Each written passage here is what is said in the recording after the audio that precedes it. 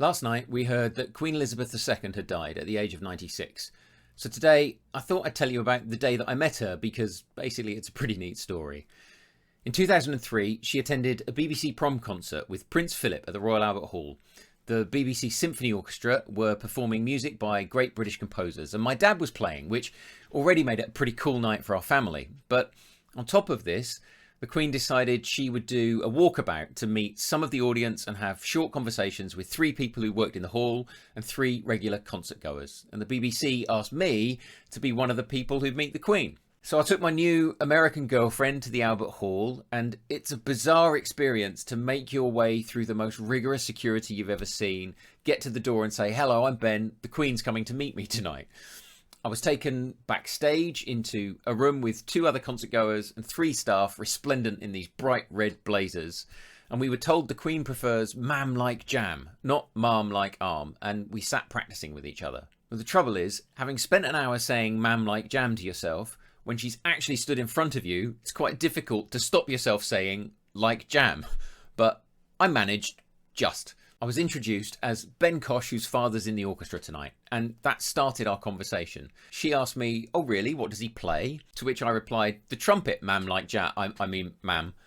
And she said, "Oh, they've been very busy tonight, haven't they?" And I said, "Yes, ma'am, and haven't they been good?" She said yes, and asked me if I played at all, and I said something like, "Well, ma'am, I used to do an impression of a trumpet player, but these days I just enjoy listening to people who really know how to do it well." And the man who'd introduced me laughed as if this was the funniest thing ever said by anyone, because I think he was kind of nervous. And then she asked me, "So what do you do?" And I said, "I'm a mathematics lecturer at university." And that was it. Just like at any party when you tell someone you're a math teacher, she moved on to the next person. The others were trying to explain to Prince Philip that £180 for a season ticket was really good value. And the Prince was commenting that the hall staff in their blazers looked like they worked at Butlins, which is a British holiday camp. But I just met the Queen and had a proper little conversation with her. And the next night, Michael Parkinson talked about me on the TV as they showed pictures of me meeting her. It was all a bit surreal. And pretty amazing to my new American girlfriend, who is still my wife, so thank you, ma'am, for helping me impress her. My son felt kind of sad last night, thinking about life and death and universe and family, and I was a bit sad as well, because throughout 70 years, across 15 British Prime Ministers, 14 US Presidents, the Queen has stood for service and steadfastness and consistency. At moments of national triumph and tragedy, she's spoken thoughtfully, but always with careful regard to her unique combination of privilege and responsibility.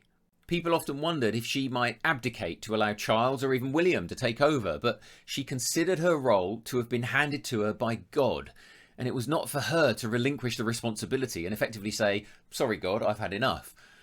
And when we look at the pantomime of horrors in our political leadership right now, despite all the downsides and costs of a constitutional monarchy, in Queen Elizabeth II we had a pretty good role model for loads of aspects of leadership. Patience, consistency, public calm despite private turmoil, engagement with people at all levels, recognition of the service of others.